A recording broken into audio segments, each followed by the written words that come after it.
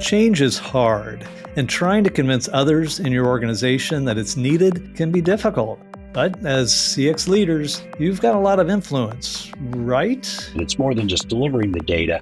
It's really seeing themselves as a partner, understanding what we were doing in our business, what we're understanding what we're doing in operations, and being able to weed out all of the noise and focus on the things that were truly actionable, the things that were truly bothering customers that we could improve. Let's look at how CX leaders can influence change within an organization on this episode of the CX Leader Podcast.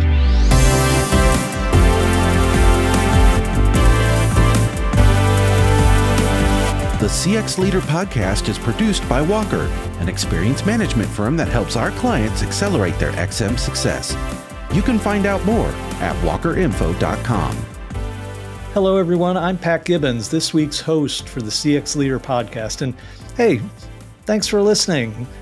Now is a great time to be a CX leader, and we explore topics and themes to help leaders like you develop great programs and develop amazing experiences for your customers. So I lead the CX program here at Walker, and I've read my fair share of customer feedback comments.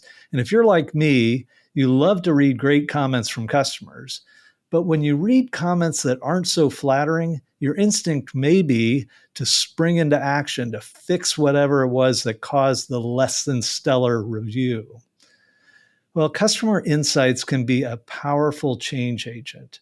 So leveraging feedback can be a great way to influence change within your company. So what if we had some advice from someone on the operations side of the business? You know, those people responsible for actually implementing the changes that we CX leaders suggest. I bet they would have great advice. Well, enter Darren Byrne, Vice President of Global Professional Services at Wolters Kluwer, a global software solutions company. Darren, welcome to the CX Leader Podcast. Pat, thank you very much for having me. Really happy to be here. Well, I'm looking forward to this discussion because I think you have an interesting perspective on how customer insights can really prompt action that drive change and deliver results for your company. But I guess I'm getting a little ahead of myself. Let's hear about you first.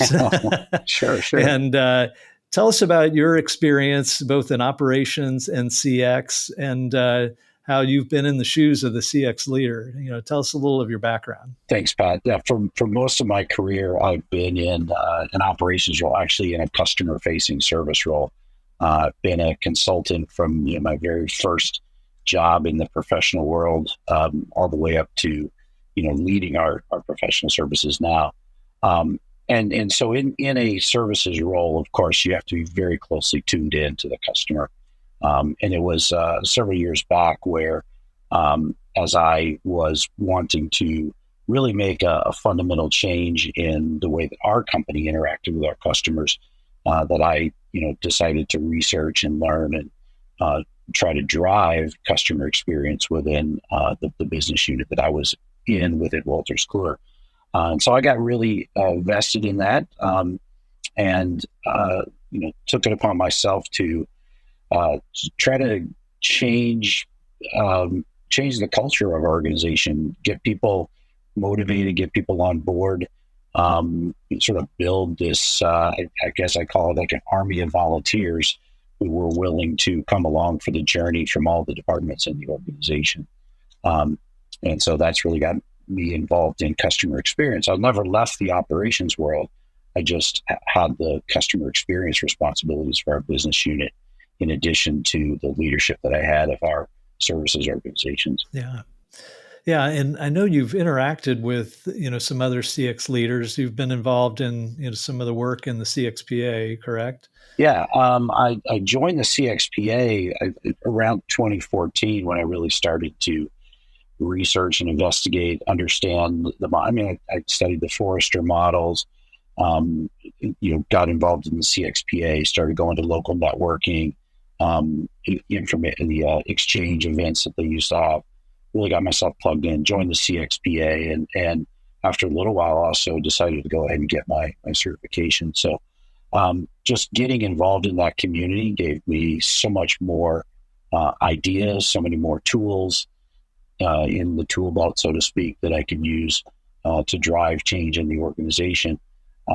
It's been a fantastic experience, and I continue to carry that with me. I think it really is fundamental. I think we need a lot more people in businesses who have an appreciation of both the operations practices as well as the customer experience practices. Yeah. So, let's talk a little bit about the relationship between CX and some of the various operational departments, because in so many businesses, we have kind of silos and CX may be in one part of the organization. But how do you see that working effectively? How should CX be interacting with various operations? Well, I think, my really number one expectation is I want a partner from whether it's a market research department or a customer experience or customer insights, whatever it's called. I want a strong partnership. And I was able to get that at Wolters Kluwer as we continue to evolve and sort of reorganize our business. I've had some fantastic people working with me that were able to drive the programs that we needed to gather customer feedback, whether those were survey programs or other ways of gathering that intelligence, and then be able to pull it together and deliver it. But it's, as you said at the outset, it's more than just delivering the data. It's really seeing themselves as a partner, understanding what we were doing in our business, what we're understanding what we're doing in operations, and being able to weed out all of the noise and focus on the things that were truly actionable, the things that were truly bothering customers that we could improve, and as well as helping us prioritize those things. So I had a very, very good partner that worked with me in terms of not just a survey program setup, but the journey mapping activities as well, involving almost all departments of our organization. So again, it's not just delivering the insights, but it's tuning everybody into what that customer experience looks like, from cradle to grave, from across the customer life cycle. And then that helps them get engaged in taking the insights that come out of the program, the insights program, and turning those into action. And then the role that I took on was really working with the senior leadership team of our business to prioritize those initiatives and those actions across our business, so that we can make incremental change over time to improve the customer experience. Yeah. So, I have a feeling in this discussion, I may start many of the questions with, what advice would you have? And I'll start that now, because I think your perspective is unique. A lot of times on our broadcast, we'll have CX professionals talking about how they do things within their organization, how they run their program. This is on the side of, taking action.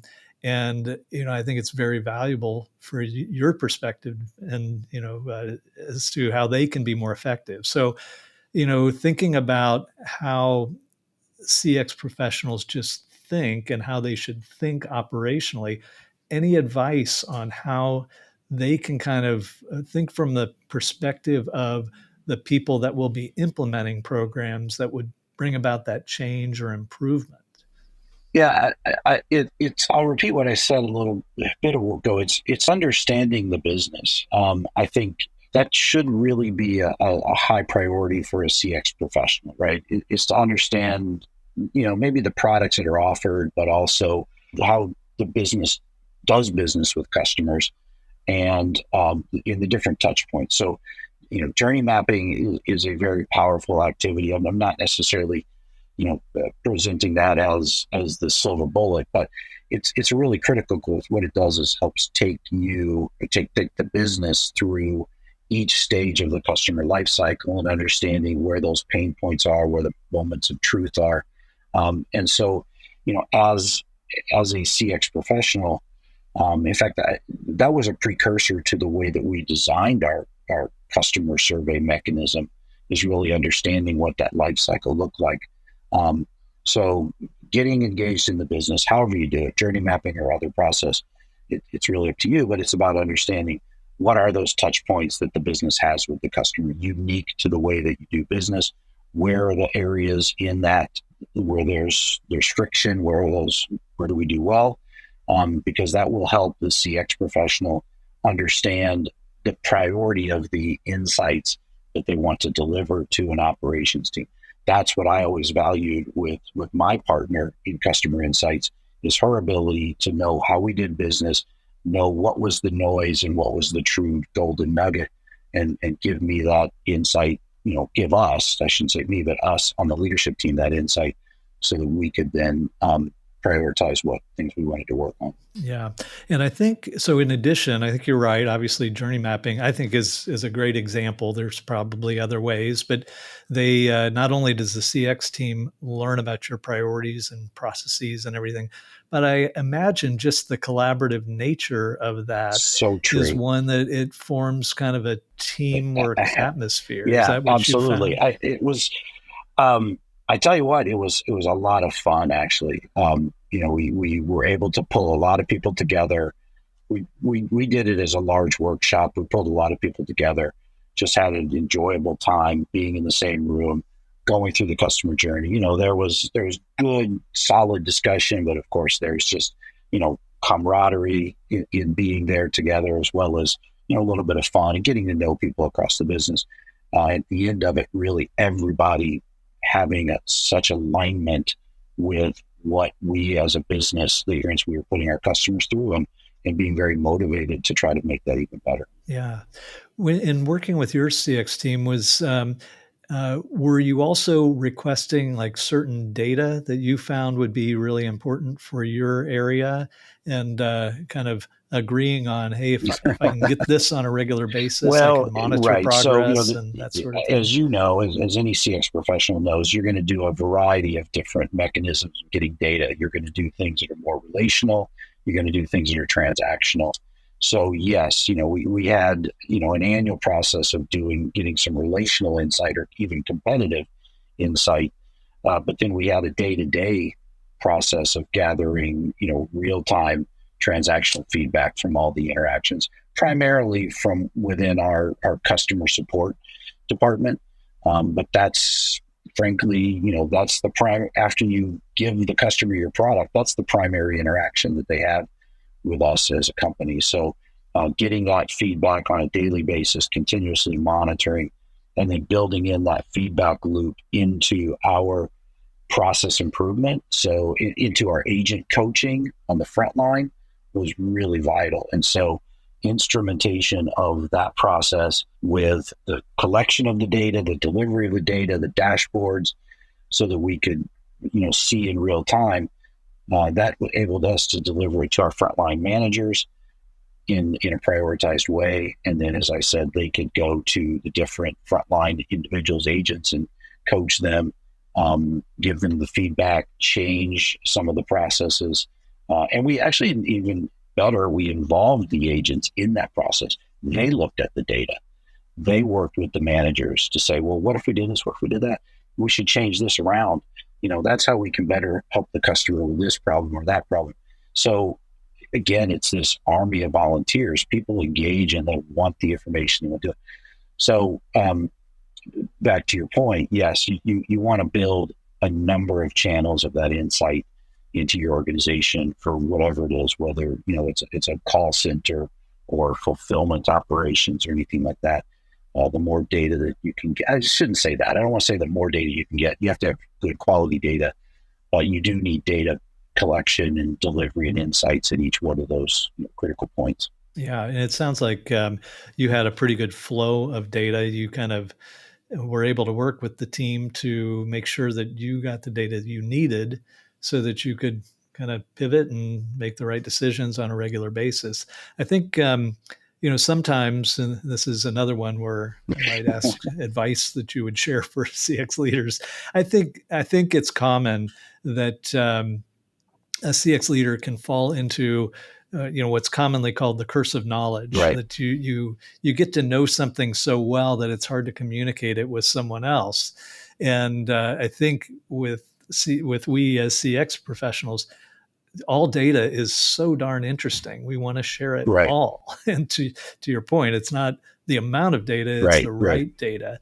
Any advice for CX leaders out there that are collecting data, but the advice on, how do you work with your operations team to make sure they get the right data to make, the decisions they I'll need to. probably sound like a broken record on this, Pat, but again, it comes back to, if you know how our operations work, if you know how the business works, then you're much more tuned in. I again, my CX partner was able to, in some cases, she would bring individual customer feedback to me. She says, "Hey, Darren, this is funny. You should read this," or "This is really profound from a customer. You should read this one because it encompasses a problem, or it encompasses something that really is a common theme." Because she, again, she understood how we were operating, and she understood that was a gem, that was a golden nugget that we could use to motivate people. Now, I was going to say I could quote for you one of the terms that a customer used about us, but I won't here, just for the sake of my own, company's reputation. It was a very, very unflattering, extremely unflattering for a summary of what the customer thought of who we were, because of their frustration. But it was a motivating factor as I could deliver that to our product team. Some person took it personally, and we laughed at it, right? Because it was also written very funny, but it was pretty direct. But it was very motivating. It's like, wow, we don't want to be that. We absolutely don't want our customers to think of us in those very unflattering terms. And so as a result, just a little nugget like that became powerful again, because the customer insights team understood our business, what was important to us, was able to pick out something that would be very useful to us, also very motivational to us to drive the change. Yeah.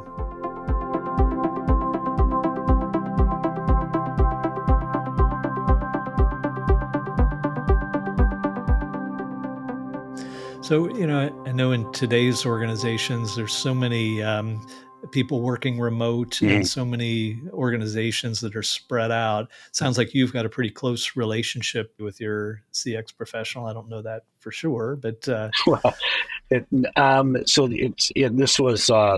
was in my last role, so not the same person today, but actually no, she was in New York and I was in Minneapolis. Okay. So. Yeah. But we talked very, very frequently. We had a very good relationship. Yeah. So, and had a chance to meet and get together, of course, at times.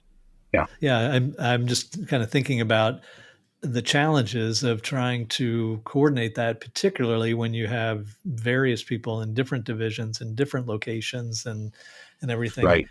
How to kind of, as you say, really try to understand their business and understand in each case what you need, because I agree with what you're saying. That's kind of where it starts, is how do you work with each of those organizations as a team to be able to say, I understand your needs. I'll try to provide the data you need and the most relevant data. Right. It comes down to a process, Pat. It was the process in which we interacted with that team and the way that they interacted with us, right? Each sort of cycle of, I spoke about that annual relationship competitive cycle. Every cycle, we would start planning that, 6 months in advance of us running that, right? And let's understand the questions we want to ask. Let's understand, which competitors we want to compare ourselves to, what are their products, make sure we were all on the same page. That required a lot of interaction across our business with all of our different product managers, with all of our operations managers. So just that collaboration in the creation of the process, and then of course the delivery of the insights at the end of it was again done with everyone who was a stakeholder in the process. So I guess maybe just to summarize it, it's just very good stakeholder management and including stakeholders in the process.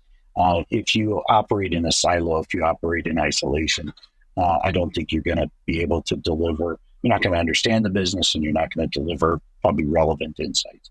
But if you work very collaboratively with all the stakeholders, then you're going to understand what their needs are, how they operate, and understand what's relevant when it comes time to deliver the insights. Yeah.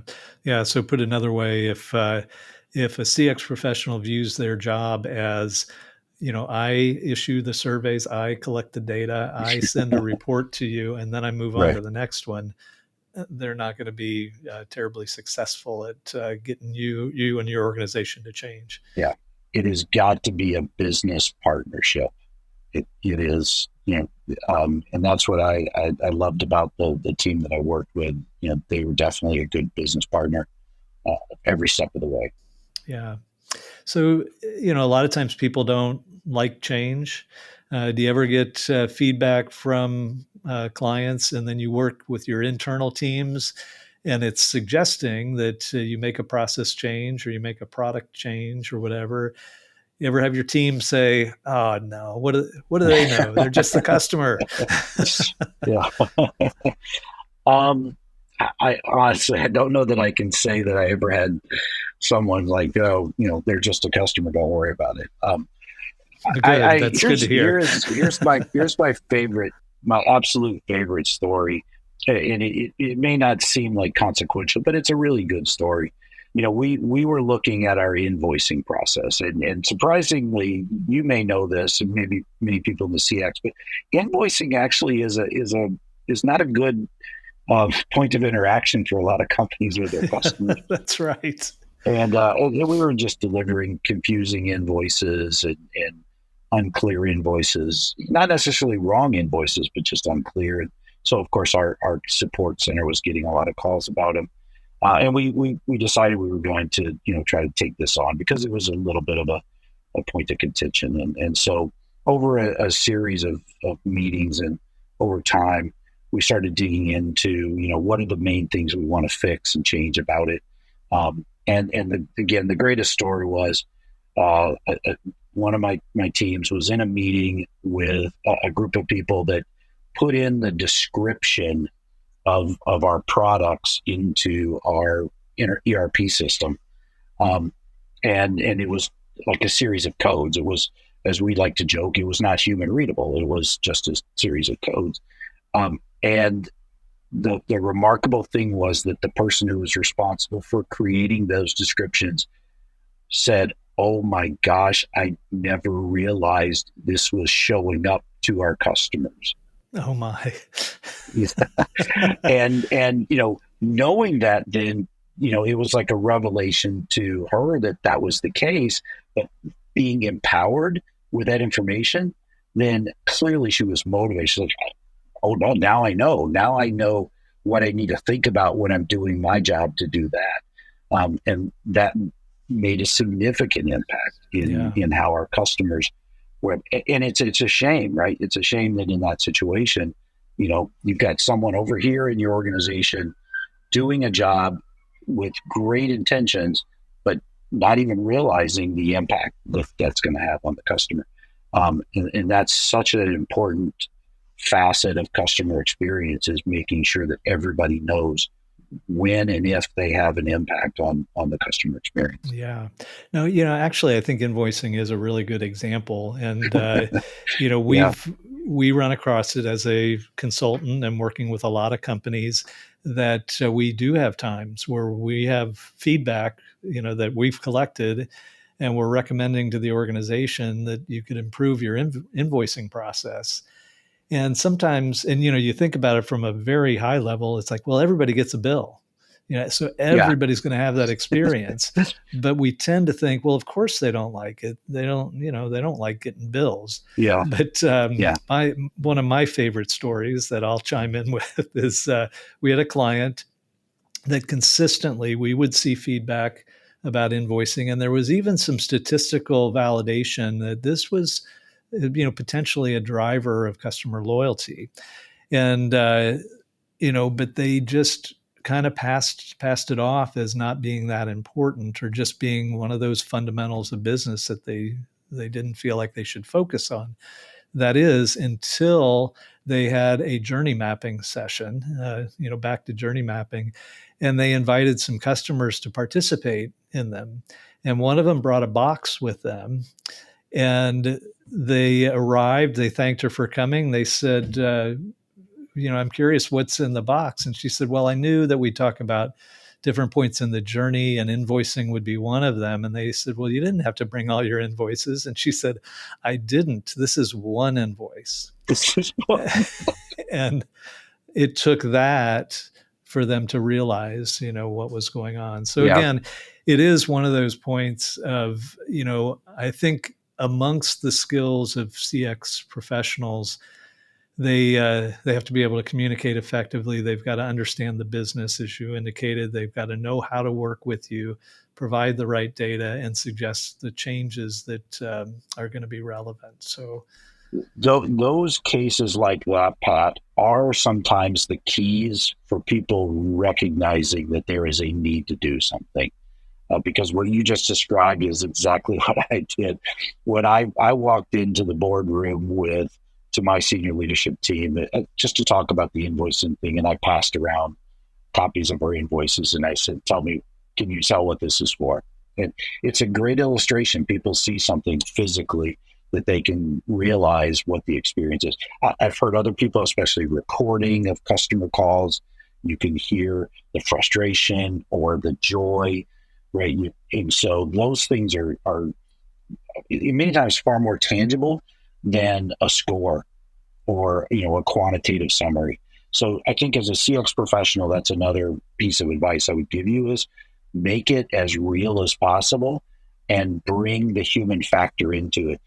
If all you're going to do is show people a lot of data, doesn't mean anything. If you can show people a customer quote with an unflattering statement about your company, or you can show them what the invoice looks like, or you can play a recording of a customer with the frustration that they're having with the situation, it is realistically, it's more impactful.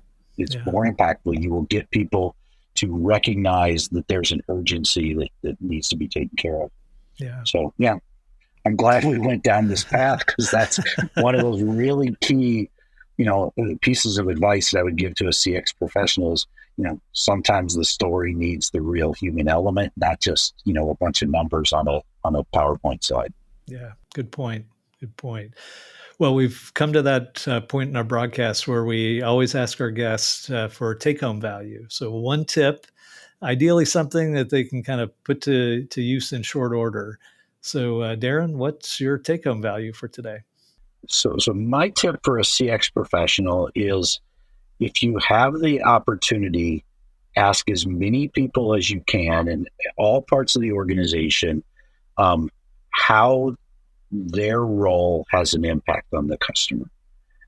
It will stimulate some thinking, and in many cases, they may come to a realization or a revelation of something that they didn't know before about how they had an impact on the customer. I think it's one of the most powerful things that you can do, because what we really have to understand is every single person within a company, in one way or another, has an impact on the customer experience. And if you think about it long enough, you can trace how that person's actions has an impact on maybe another person's, until it eventually ends up in the hands of a customer, in your product, in your services, in your invoices, anything like that.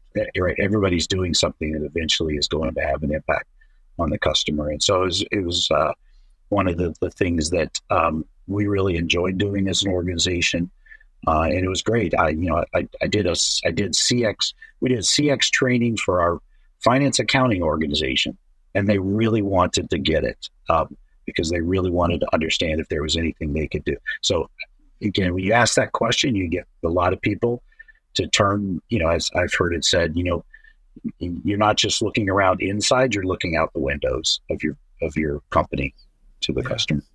No, I think it's excellent advice, and true to form. That is something that people could start on tomorrow or even today. Exactly. Go out and just start asking people in their organization. So, Darren Byrne is Vice President of Global Professional Services at Wolters Kluwer. Darren, thanks for being a guest on the CX Leader podcast. Pat, thank you, and thanks to Walker for inviting me and having me on here, and for doing these. That I'm sure provides a huge amount of value to all of the CX professionals that tune in.